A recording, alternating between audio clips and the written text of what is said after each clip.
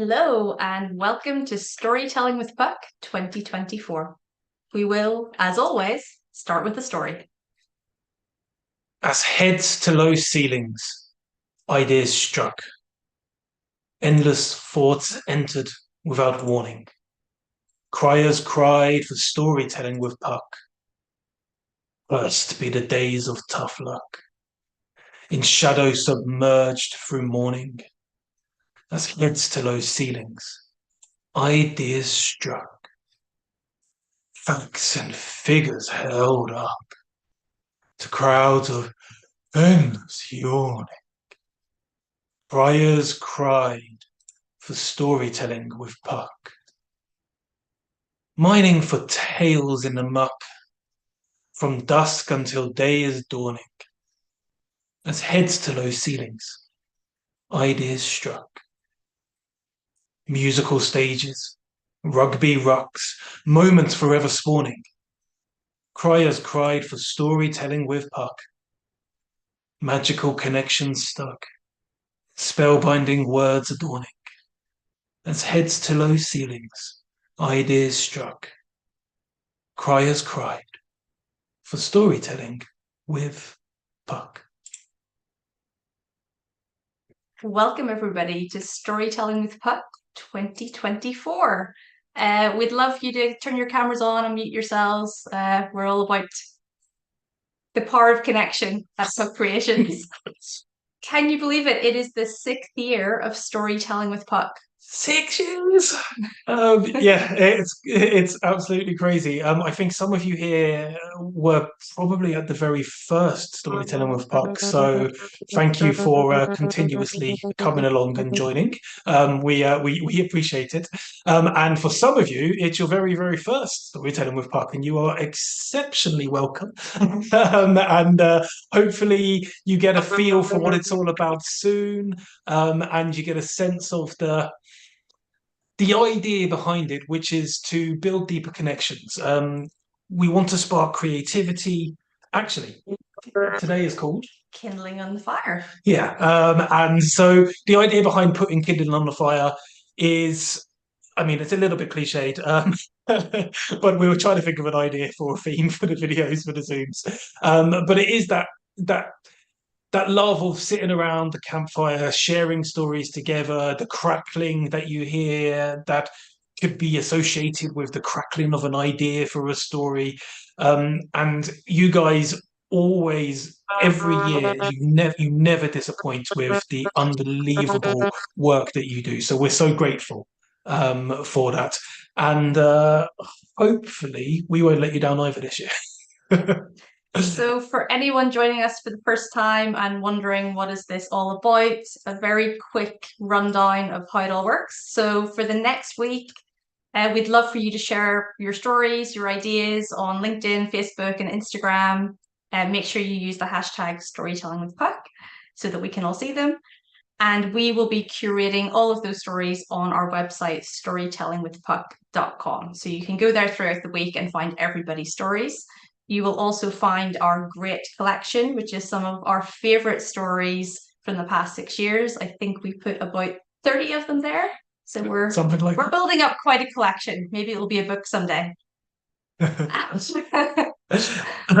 some of you guys are on there actually, so you can go and see your own work. And in the stories, we've already put a few stories on from today. We haven't had a chance to put them all up yet, so thank you for those who have shared. And sorry if they're not quite on the website yet. They will be. They will be soon. But the other part of what Storytelling with Puck is what it's all about. I think we actually only started this bit 4 years ago, and this is what we're doing right now. These are the Zoom evenings. What we try and do is extend that idea of connection via the Zoom evenings, because we can all see each other as we tell the stories. We can get an understanding of our reactions, and we can have a chat about what we think of everything while we're in between stories. Now, I want to emphasize that we would absolutely love to hear you guys tell some stories today. But we also don't want you to feel pressurized into doing so. So if at any point we kind of put it out there and you want to tell a story, please jump in and put your hand up and shout to the rooftops, or as I know, at least one person in here sing to the rooftops, and that you want to join in, and we will definitely embrace that. But yeah, don't feel scared about it. And think that you have to. And that goes for not just today, but also this is the first of 3 Zooms that we're going to be having across the week. We will have one on Friday the 2nd of February and one on Tuesday the 6th of February to finalize the weekend, to say thank you to everyone. But if you're like me and you cannot remember dates, as I can't even remember the dates of our own Zooms, go to storytellingwithpuck.com/events and you will see everything there. Right, admin out of the way. Let's get back to the creativity and the fun. Don't worry, I'm not going to put it out there for you guys to start sharing a story yet. You have a little bit of time, and I'm going to shift all of the pressure to Cyan to read a story instead. So this is called Porridge, and it's by Gillian Jones. So thanks for sharing, Gillian. I spilt the porridge down the side of the sofa. There was half left in the pot. It was one of those instant things, gluten-free with nuts and seeds. I know what my mother would think of that.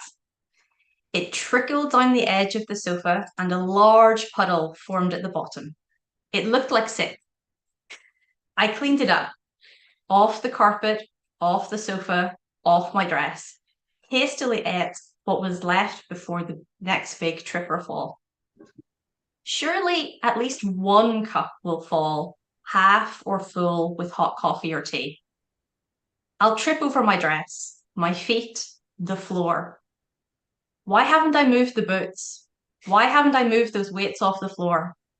Why did I wear that voluminous dress thinking it'd be comfy? No matter how I plan everything around me to prepare for the space my clumsy body takes up, there's always something I forget. The dress that's so pretty you couldn't resist, but has too much fabric, which you know will be stretched by doorknobs and hooked on chairs. It's too long. You know you'll trip over it. How many things will you fall over today? How many cups will you break?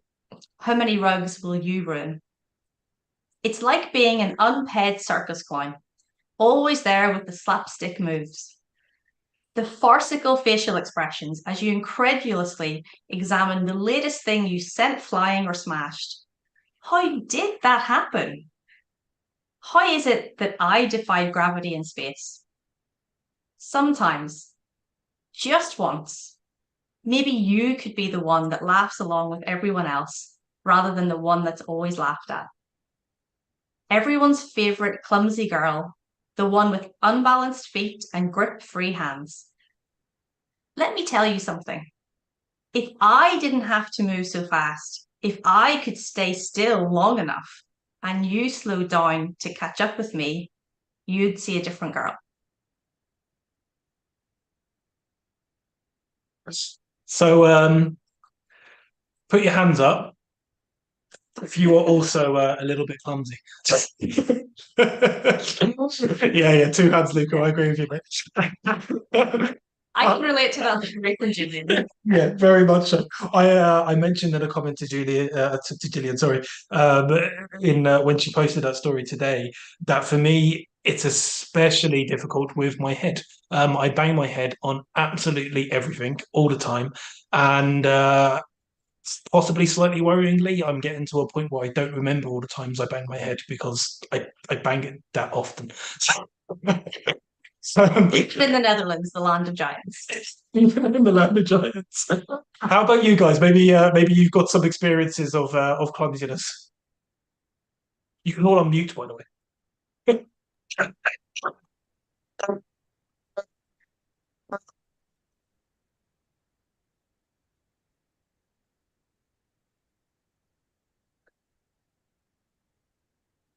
I mean, so many. I was just trying to think of one because I'm like you. My thing is I'm a pratfall taker. So for whatever reason, I don't know why, and it's been like this for my whole life. If it can be the tiniest little like like bump in the floor or something. I will trip over it. And so like the last time that I remember that was pretty good was I was in Cologne and I was going to go on a boat ride, and they had one of those big gangways down to the boat. The boat was leaving, and so I was like toddling down the gangway, and I caught like a little crack in it, went flying through the air like Superman, and landed, flat on my face. Managed to, luckily I was like wearing quite a bit of clothes, but like I managed to scratch up my arms. I was bleeding. I messed up my knee, the whole thing, but I made it in time for the little boat ride, and I survived. But it was like super annoying. And of course, everybody was watching because I'm like the last person onto the boat. So yeah, it's just one of many. Sorry, many. we shouldn't laugh, John, but Oh I no, think it these was moments almost funny. have to be laughed at. It was very funny, but I was just like, oh, not what I wanted for that day. And I was just killing time before I went to a rehearsal for a show, and so then I had to go to rehearsal with my torn clothes and my bloody arms, and they were like, "What happened to you?" The thing is, your story's good enough that you could tell your actual story. Otherwise, you could have made something up. Thanks. Yeah, no, I've had plenty of clumsy moments. Anybody else have anything in particular they can remember? A big one, maybe?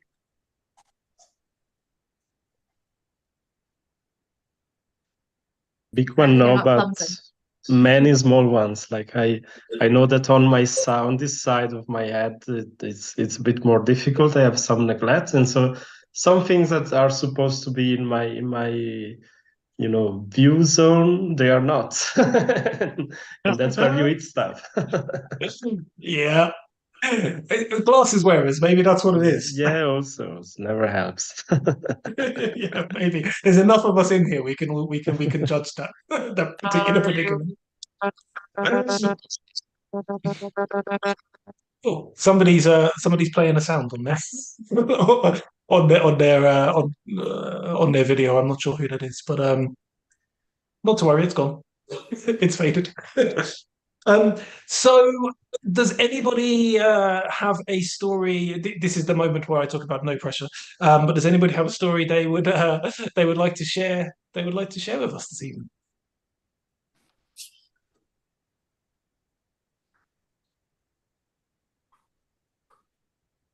All right, a little bit of pressure. Oh, scary bit.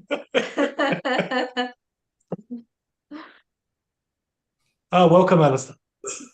He's always got a story. You're on mute still, Alistair. You're on mute. I have been fighting for the last 15 minutes to get my speaker and camera to work, but I've been listening to every word. Good evening. Sorry to be so Here, just tardy. in time. Hey, Let's party. Alistair's here. Let's party. Alistair, you don't look like the kind of person who does clumsy things, but tell us. You must have had some experiences of clumsy things. Yeah. Unbelievably clumsy things.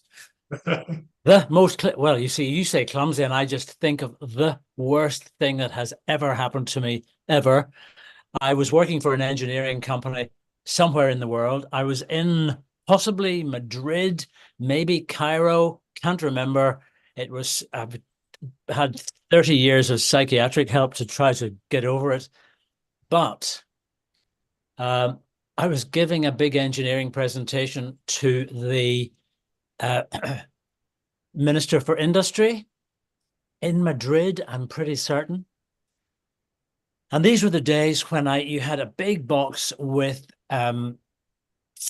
60 or 80, 21, whatever, 35 millimeter transparencies. And you'd go along and you'd load up the carousel and you'd put them up. And instead of a PowerPoint presentation and plugging in your laptop, you say, "Good morning, everybody. I'm going to tell you about our wonderful new gas turbine engine." Anyway, got up late. Lift was late. Lift was overcrowded. Rushed down. Put my hand out for a taxi. Nothing. It's always easy to get a taxi in Madrid, but not this morning.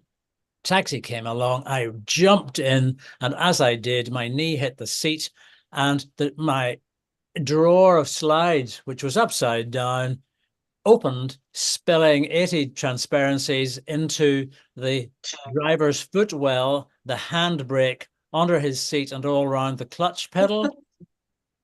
Wow. I'm already running late. So I said to myself, gosh, this isn't going well. Lifted all the transparencies and said, take me to the wherever it was as fast as you can. And I started shoving these things in. And of course, they're all out of order, upside down, the wrong way around. I arrived at the meeting looking discombobulated, much the way I look tonight. Anyway, if I said it went well, I'd be lying. It went. It went. It went. It went. It happened. You say, oh, sorry. There you go. And there you go. That's Alistair. The honesty of being traumatized in a taxi. Oh, absolutely fantastic. I guess that could lead us on to taxi stories if anyone has any of them. There must be a few around. Any moments of maybe a bit too much to drink stories in a taxi, or maybe a taxi driver who took you where you didn't want to go? Anything like that at all?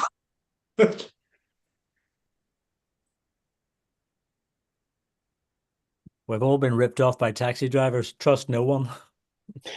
This is not even a story. This is just a little anecdote. But when I lived in San Francisco, I took a lot of taxis. And this one cab driver came and picked me up in front of my apartment. And before we pulled away from the curb, he saw my neighbor coming in, who was a pretty woman. And he rolled down his window and shouts through the open window at her as she's opening the door of the apartment, "Hey, nice tits!" Oh man. And she turns and looks at me and glares at me. And I was like, and of course we drove off, and I was like, I have to live there. So could you not do things like that? So yeah, he turned out to be a very shall we say unpredictable cab driver. He took a kind of strange route, and he was generally kind of loony, but yeah, it started off, that was the high and the low point of the trip. Wow. Yeah. And when you say unpredictable, that sounds exceptionally kind. Yeah, I think he was enhanced somehow. Right. Yeah. That would make a lot of sense.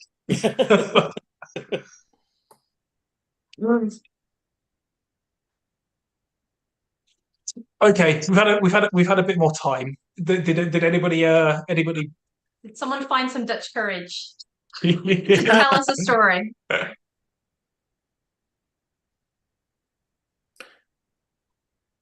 I'm looking. You guys go first, but I'm looking through my stuff. I have got an interesting little story. It's very short. I wrote it some years ago, and it's sort of vaguely relevant. Oddly, this afternoon, in the chaos of my car brakes seizing and stuff, I was looking through, you guys, a number of my favorite poetry books. This one's called Simple Pleasures. This one's called Seven Ages, written by David Owen, who was visiting Belfast some years ago as Foreign Secretary. And I went and listened to him. And then somehow or other, I was invited for lunch with him. And then they said, by the way, listen, we need someone to take David Owen out for dinner tonight. Could you do that? And I went, way, hey, why not? So, so there I am sitting with was he the Home Secretary? Foreign Secretary. Anyway, we started chatting about his book, so I bought several copies of and had them signed and all of that stuff. And The Seven Ages of Man, of course, interests me, from child to death by a teacher, student, soldier, lover, and all of that stuff. So I flicked through it this afternoon, and I found some very relevant stuff. And which is why that was drawn to the little story that I wrote in Kabul in 1996. 24 hours before the Taliban spring offensive of that year, when the Taliban took over Kabul, I was staying with some friends there, some friends from Northern Ireland where Martin was running the eye hospital at the time with his wife and 4 children, the only 4 children in Afghanistan, let me tell you. Anyway, a mate of mine and I went with suitcases full of food from Marks and Spencer because Martin had been eating naan bread for 2 years and was looking a bit thin, and he needed a good Ulster fry. And we were taken to the border by the Baluch rifles. We went up the Khyber Pass, except it's not the Khyber Pass, it's the Khyber Pass. If you say Khyber, they've never heard of it. But as long as you've got laryngitis, you can speak it in Afghanistan. And we went down Chicken Street. So the little stories about Chicken Street, I'll read it to you because it just brings back. I haven't read it for some time. It's one page. Imagine a city with a place called Chicken Street, by the way. Anyway, so 1990, no war. The war had not begun. Well, sorry, the war we think of had not begun. This was the Taliban were just slowly eroding this societal whatever of Afghanistan. On turning the corner into Chicken Street, I am taken by surprise. The concrete office block on the corner hid the view along the thoroughfare. Water and mud, and possibly other liquids, lay in the cracks and drifted along the gullies. There were no cars. At 10 o'clock in the morning, cars are long gone. There are always shopkeepers, and as I am the only tourist for miles, possibly 200 miles, I am a target for trade. Not that I feel like a target, staggered by the fact that I am here. What a surprise to be in this country. I am willing to enjoy the whole thing. Tea in one shop, followed by tea in the next. We chat in English, French, and even Russian. Everyone is friendly. Where are you from, they ask. Why are you here? What do you think of us? As the sun rises further, the dust drifts in light thermals and new smells flirt in my nostrils. Charcoal and chicken, or sparrows, perhaps. Segue, they serve roast sparrows on a wooden kebab stick as a bit of a treat.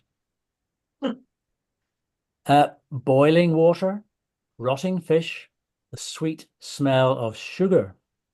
Tea is safe to drink, as long as the glass has had its entrails swilled out from the last thirsty customer and has been vaguely cleansed. Always smell the glass before drinking. Look out for lumps. You do not send it back to the customer services manager if you're dissatisfied. He might shoot you and will certainly double the price to twopence. Lunch, anyone? I think I'll pass. The stew is indescribable, and under its brown surface swims a myriad of unicellular organisms desirous of a warm human being in which to multiply. I will keep to naan bread. The naan bread I had at breakfast was a delight, straight out of the oven, but now it resists mastication, and by tonight it will require a chainsaw. At the northern end of Chicken Street is a panorama of the snow-clad Hindu Kush stretching eastwards into the great Himalaya. The purest water in the world come spring. Small billboards advertise this week's landmine collection. Vouchers are not required. To collect your surprise, just take 3 steps off the road and become a statistic. Segue. I was there for 2 weeks. 3,600 people were blown up in the mines. Do not drink before the great 15-hour drive to the plane because you're not allowed out of the minibus. There is nowhere safe to stand. This race of people is well worn, used, very familiar with big-time trauma. Rockets soar overhead. Jets from all sides soar in the thin air. Weather-beaten faces unchanged for centuries, now changed forever. Where will it end? And what disaster will it end in? The city of widows, the most dangerous city in the world, makes makes me glad I'm returning to County Down tomorrow.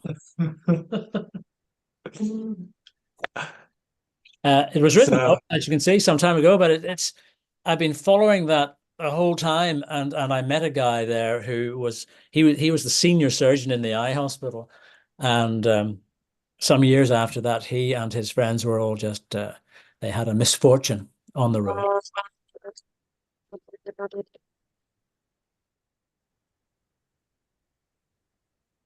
Thank you for sharing, Alistair. I think that is sadly still quite relevant and topical.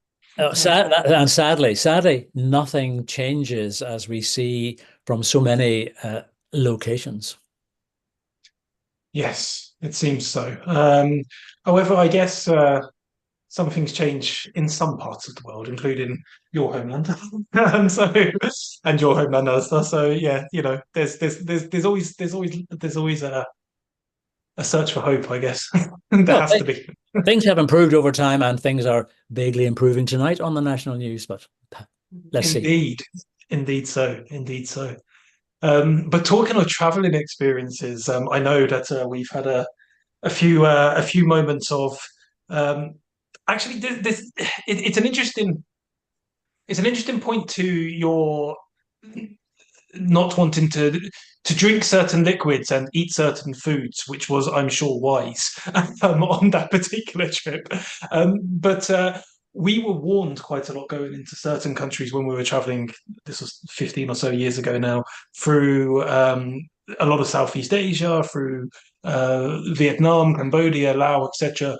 We were warned not to drink the water, not to eat certain foods. But it's funny because a lot of those warnings were misplaced. They came from a bygone era when it was a bad idea to drink the water in those countries or to eat those foods. But we ate and drank everything. And admittedly, we were very sick once, but only once, which instead of several months. Yeah, exactly.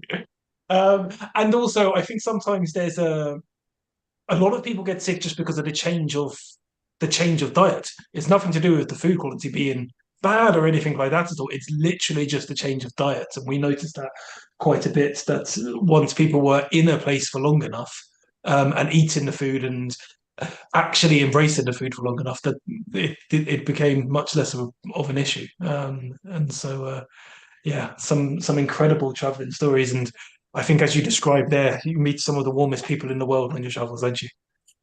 Everywhere.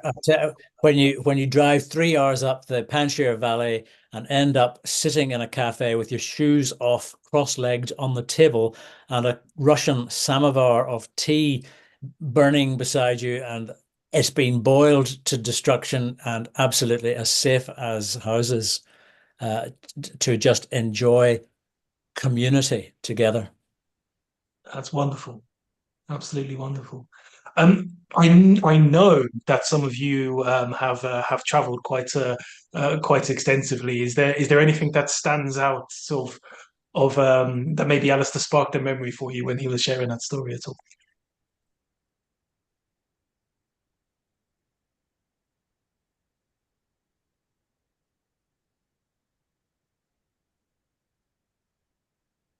I think, Alistair, the way you described the smells and the sounds and all the senses in one street very much reminds me of many places in Thailand, in Vietnam, going kind of the assault on your senses because we're so not used to that way of living in that busyness. It kind of makes me want to go back. Mm-hmm. Everything's too clean here. Too ordered. Yeah, exactly. Yeah, there is something special, isn't there, about walking down, I don't know, the streets of Ho Chi Minh or somewhere like that, and just, as you say, the assault of the senses, and people sometimes it'd get a bit annoying, but wanting to sell things to you constantly, but also people just wanting to talk to you, and that bit's wonderful. People just want to find out more about you and discover who you are, and um, I mean, it's a very, I guess, selfish perspective on going to other people's countries, but it does feel good to get that response. So yeah, it's definitely something magical about it.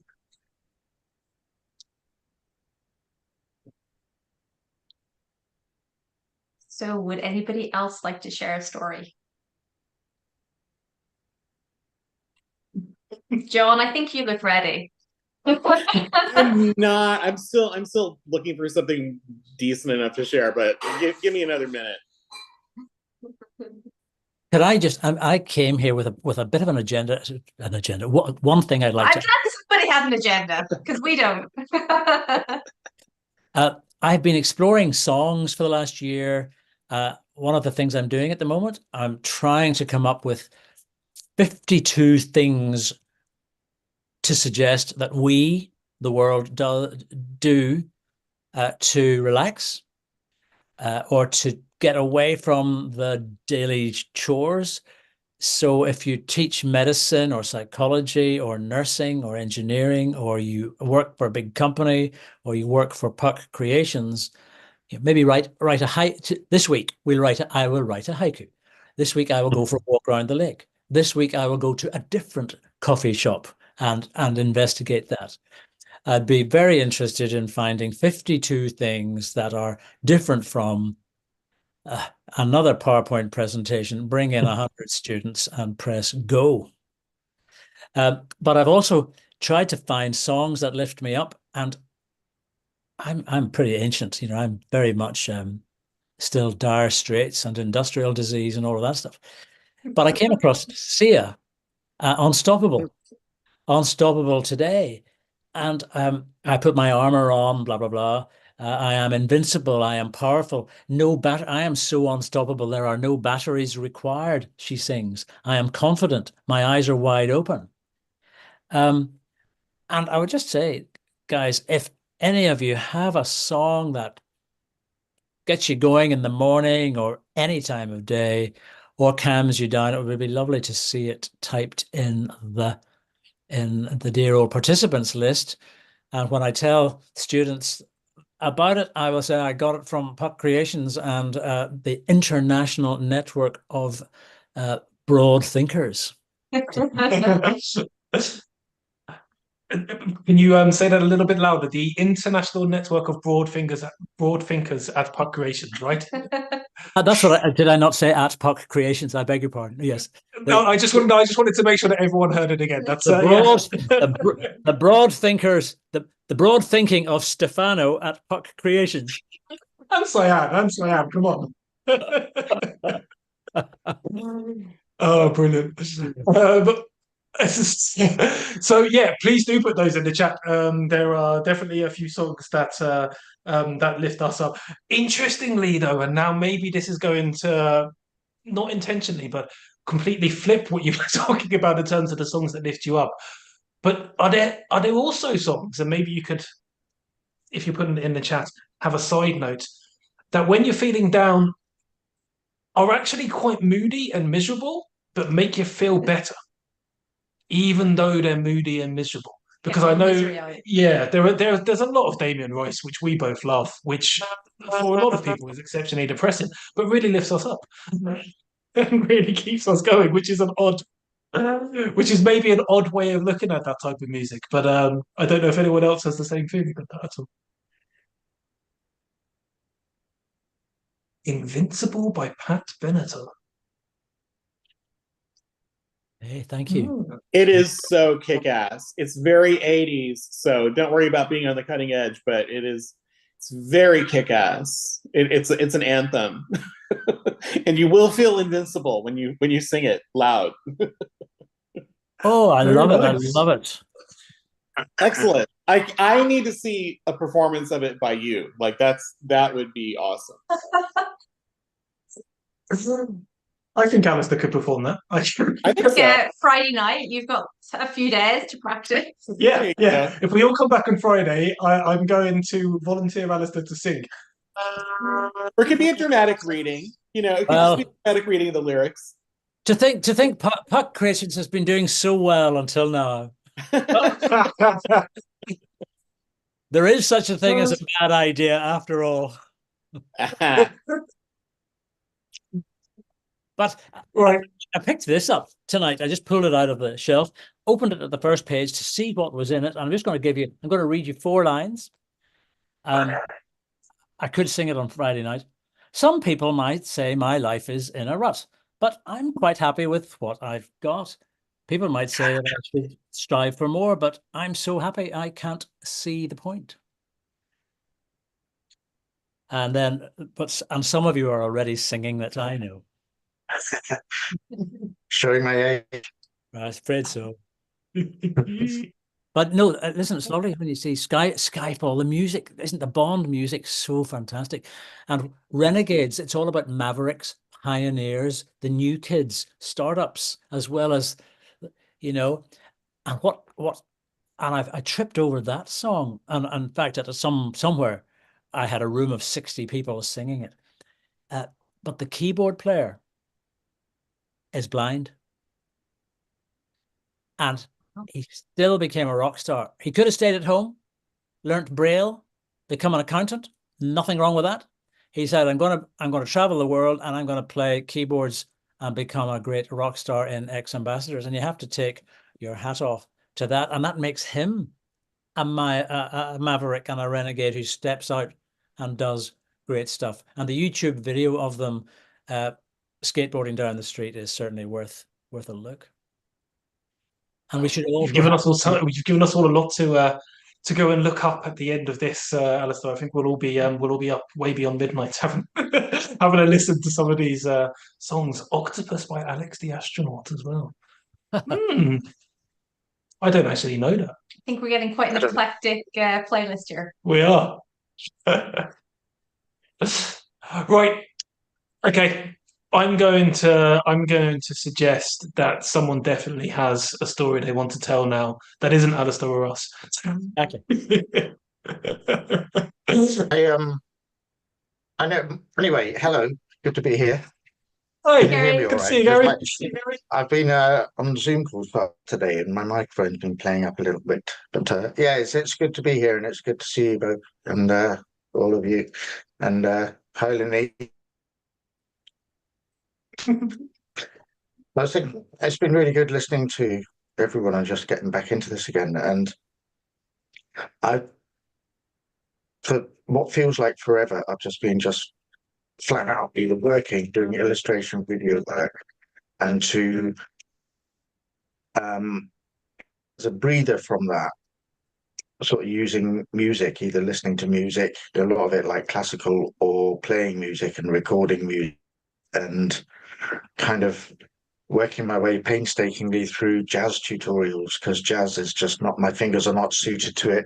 Being a 80s indie kid, I'm used to simple chords and lots of noise, and this is just like, I've hardly done any writing to speak of apart from sort of like social media stuff. But when I knew that this was coming up again, there's a story that you know of that I wrote about 18 months ago, and recently I just gave it an overhaul and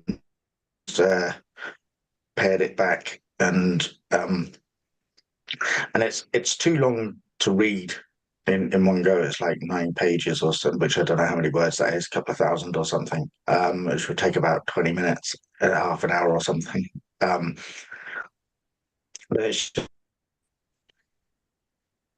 I thought, as that was something that I'd got back, and as I was doing it, I thought, like, I really want to get back into doing more writing. This has kind of got it moved.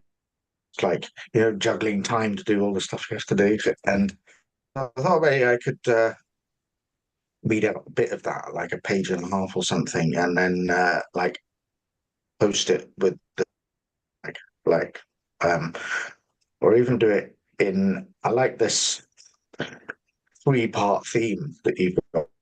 The sort of the kindling. What is it? The kindling. Put the log on the fire. What and Put the kindling on the fire, yeah, add logs to the flame, and keep the fire burning. Or yeah. Yeah. I like that. So I thought, well, I could read a bit of it. Um, That sounds done wonderful. his. Nice to meet you, John, as he was there first. Um, and maybe just sort of post it in three sections. Yeah, that sounds great. I think Gary's just frozen, but when he comes back, that sounds great. Yeah, I have to say I am still waiting for Gary's novel to come out because I'll be first in the queue to buy it. Yeah. So I'm glad My that you're novel. writing again and editing again. We love your work, Gary. What was that? Sorry, it cut out a little bit. I was saying I'm still waiting for your novel, Gary. Hello, sorry, I'm losing you. I think what I'm going to do is I'm going to come out of here and go back on my phone. Okay, yeah, that Okay. sounds good. We'll get somebody else starting the story while you're away. Right, I'll be as quick as I can. Okay. Perfect. Cheers, Gary. Right. Whilst Gary is on the move, did anybody else find something they wanted to read? Hopefully, Gary will be back in a second. I found something pretty funny I think I could share with you What? guys.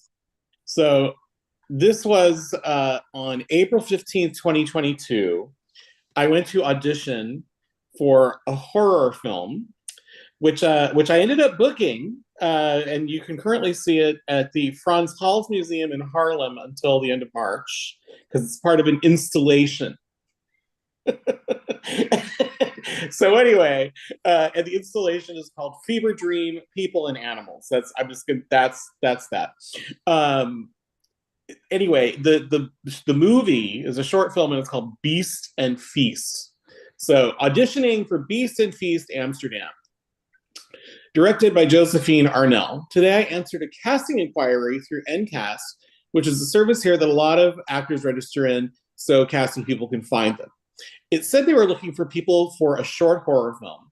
The description sounded pretty wild, something about a policeman who has hidden animalistic desires and is searching for the perfect horse. I was kind of like, but the money was decent, so I submitted. Soon, boom, right away, I got a message from the director. Can you come in tomorrow for an audition? No need to prepare, we'll just play some games and do a cold read. I said, sure, fun. So I get to the place where they're holding the auditions. Pretty standard rehearsal studio, nothing out of the ordinary. I check in. They ask me if I'm okay with blood and gore and potentially being killed on screen with a violent stabbing or poison darts. I said, sign me up. I'm waiting along with two female actors dressed in male drag, including beards. Like, they really looked like men. From inside the room, screaming erupts as part of the audition. A guy was screaming and cussing at another guy who was, of course, trying to kill him. This woman comes running in off the street with her dog in a panic, like, what's going on? It's not normal. It's not healthy. All in Dutch, of course. Niet normaal, niet gezond. So they had to talk her down, and finally she left.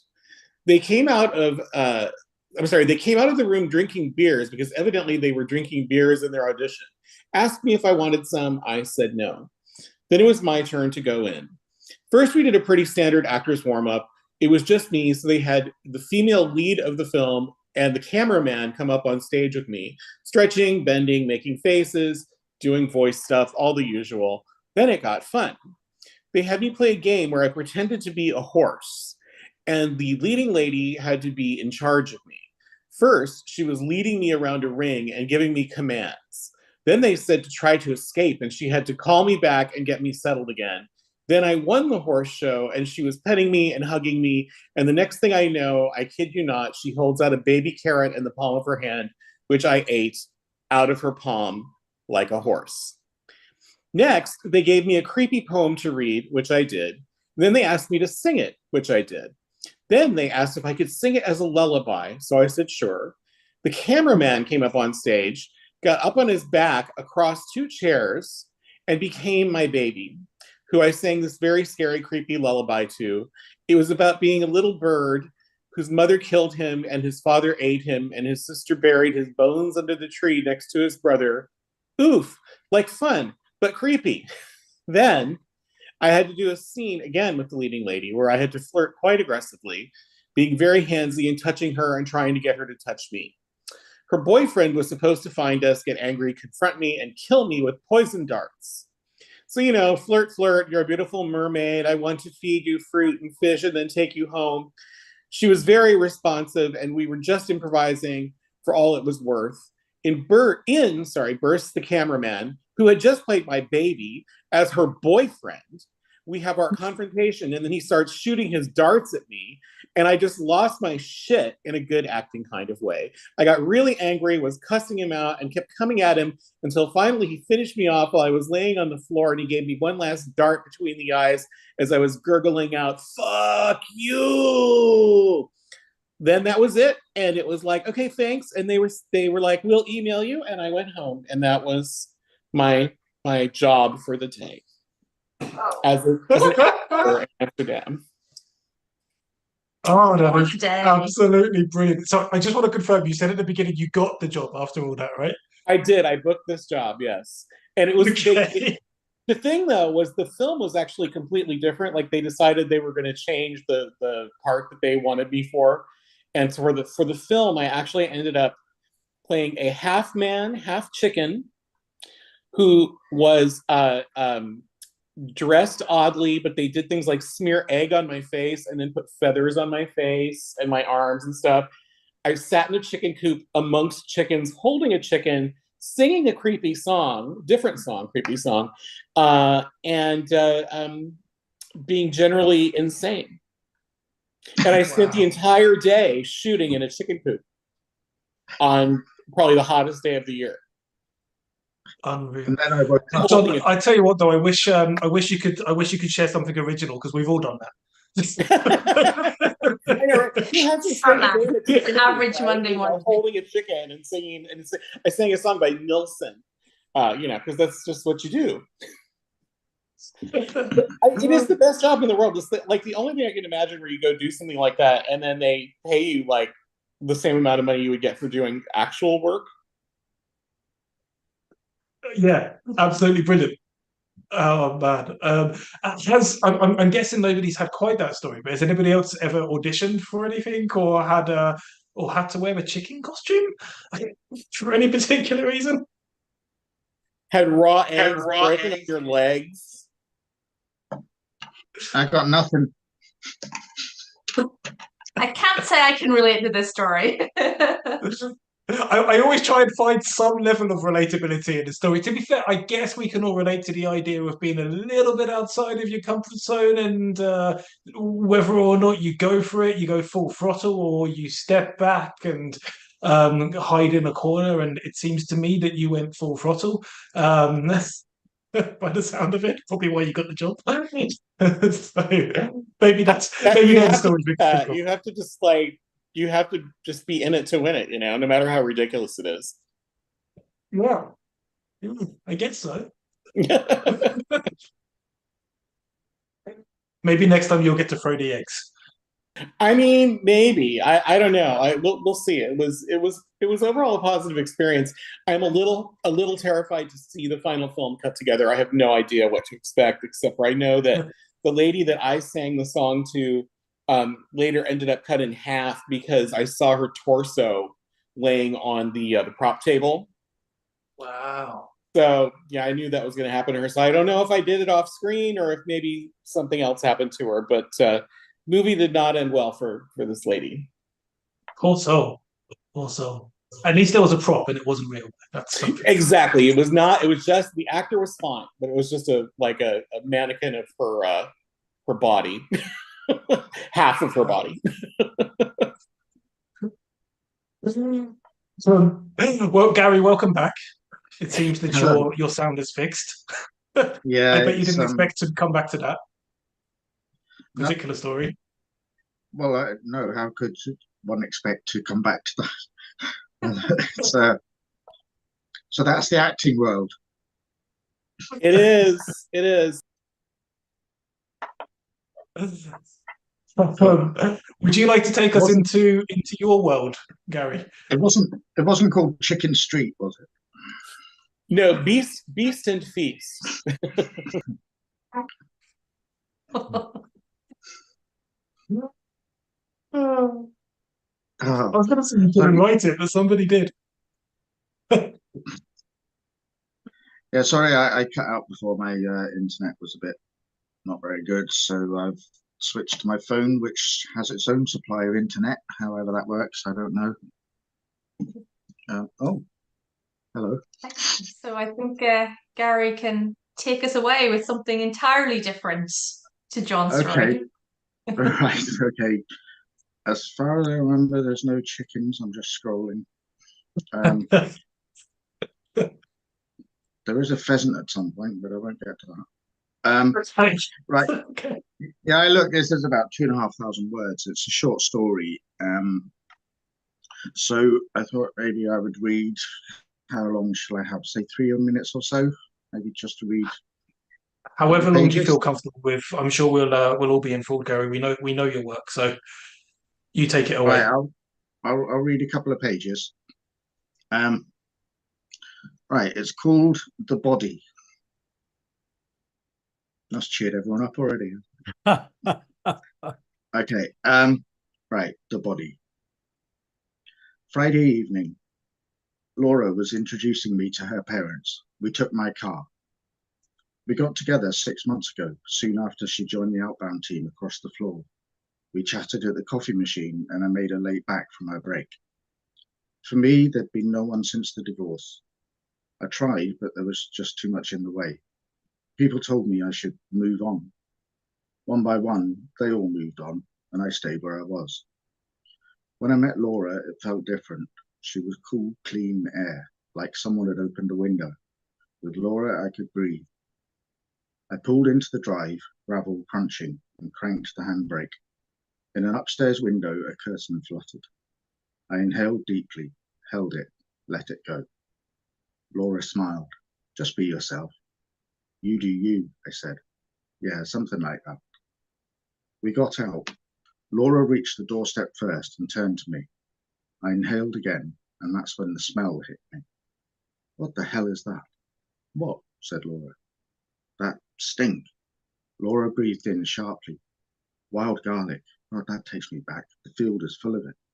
Wild? I started. No, I mean, I sniffed. That. Laura frowned. Well, I can't smell anything else. Footsteps approached and the door opened.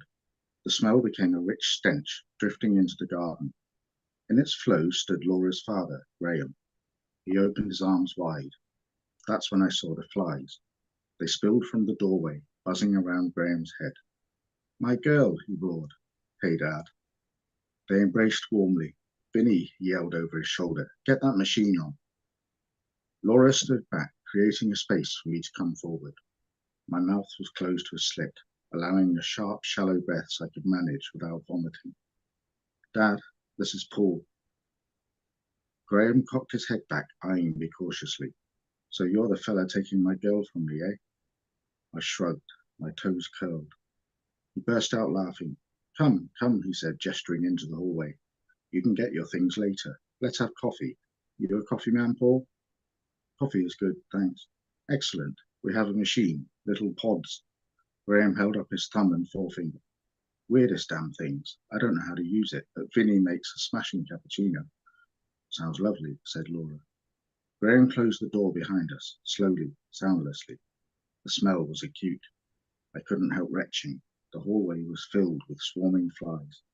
Laura looked at me. Paul? Sorry, it must be the drive, I said.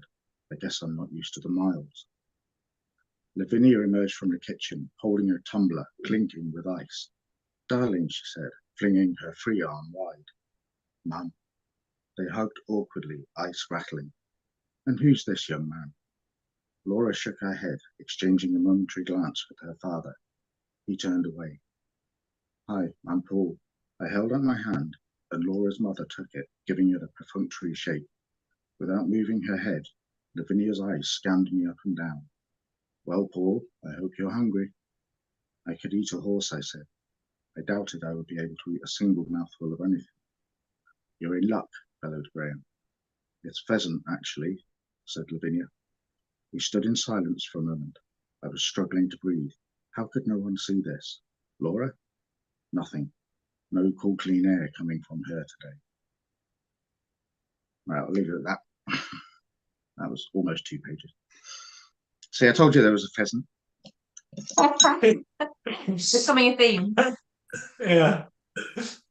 Definitely a shift of tone in that story, but it's a well. I won't say much more because I know the story, Gary. Well, I know an old version of the story, and I absolutely love it. So I'll let other people speak. But it's kind of difficult without knowing, I suppose, how it goes. But anyway, there it is so far. Yes, the question we can ask is: are people intrigued to want to find out the rest of the story on Friday and Tuesday? Sure. We've given everyone a reason to come back, eh? Gary's given them a reason. Yeah, actually, thanks, Gary.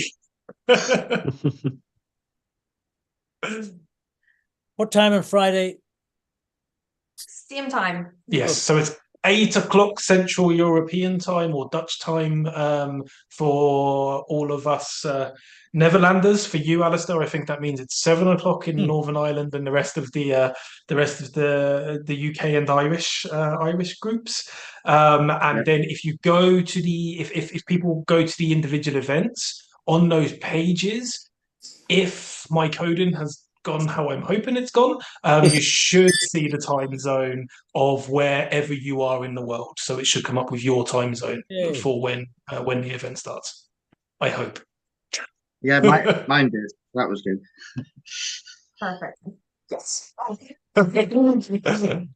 My coding is better than I thought. Good news. That's a remarkable story, or at least a remarkable introduction to a story. And I can tell everyone else that it's worth waiting for the rest. It's worth coming back for the rest. It's spellbinding, I think I will call it. But if I say any more, I know I'm going to say something stupid and spoil it, so I won't.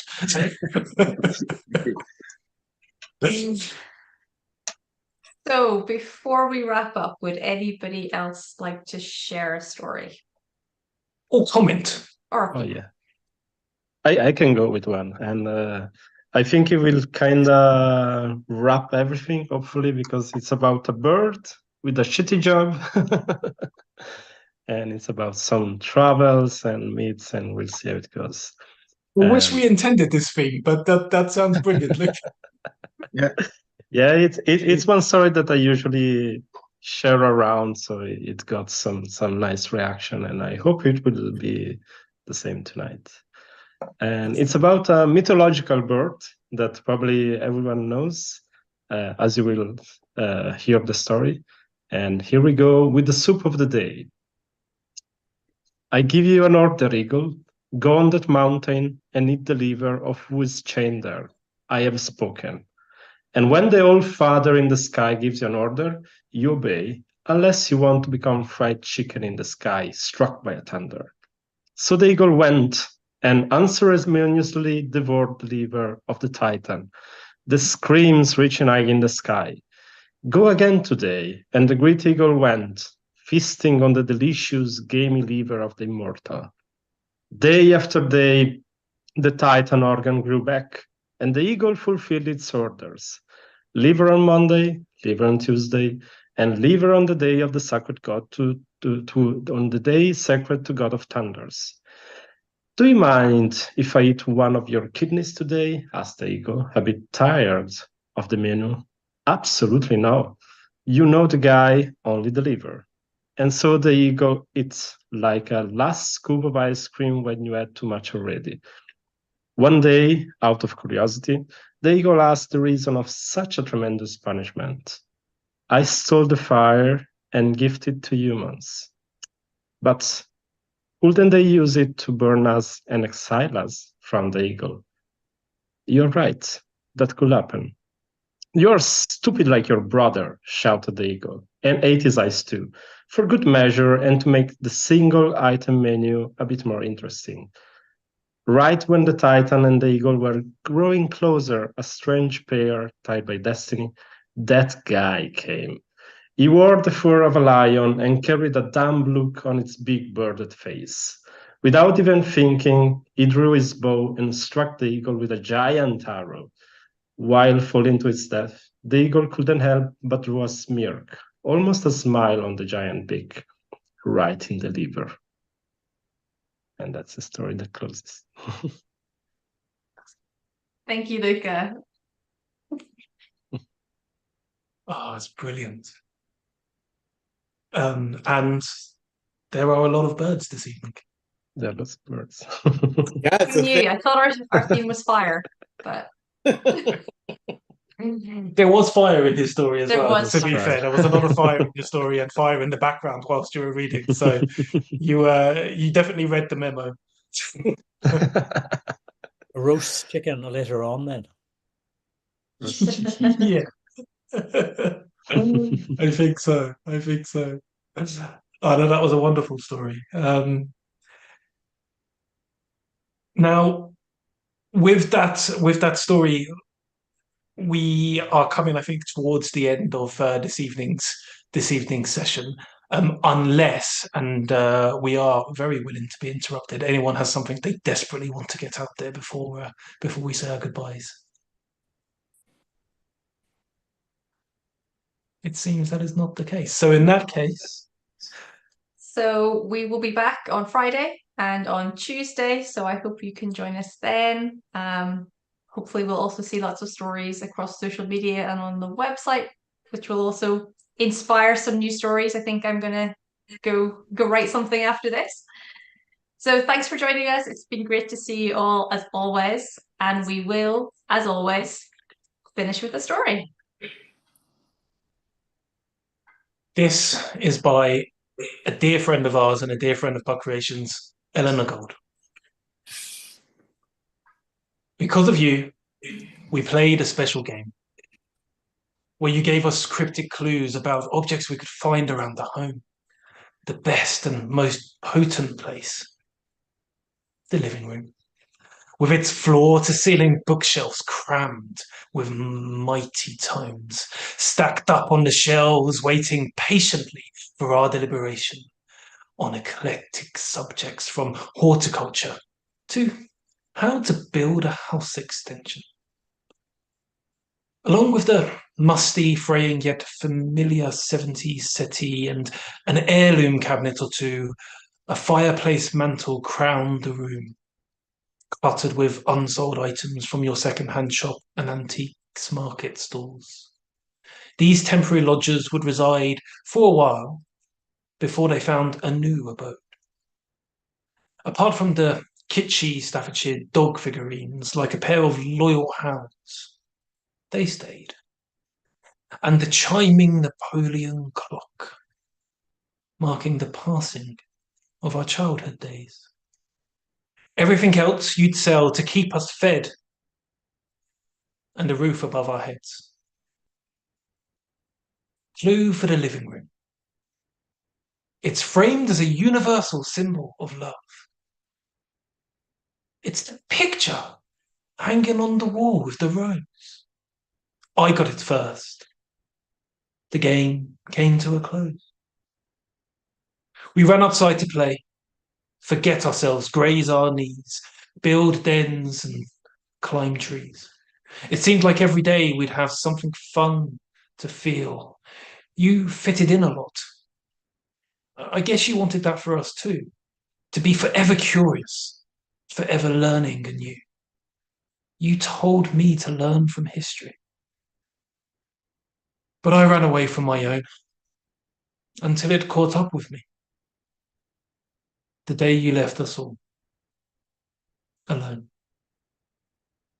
In this living room that spans the bridge of time, the presence of your absence lingers on. It lies with me in the morning when I awake. Tugs at me when I chance upon something in the garden you'd like or which you know about a thing or two. or I'll catch you beside me, recalling the story about someone you once knew. But it's okay to sleep now, Mum. May you rest in peace. You asked me not to grieve, but give me this at least. I still got many questions, mysteries to solve. I'll survive. I always do. But only 'cause of you. Rest in peace, Gillian Gould.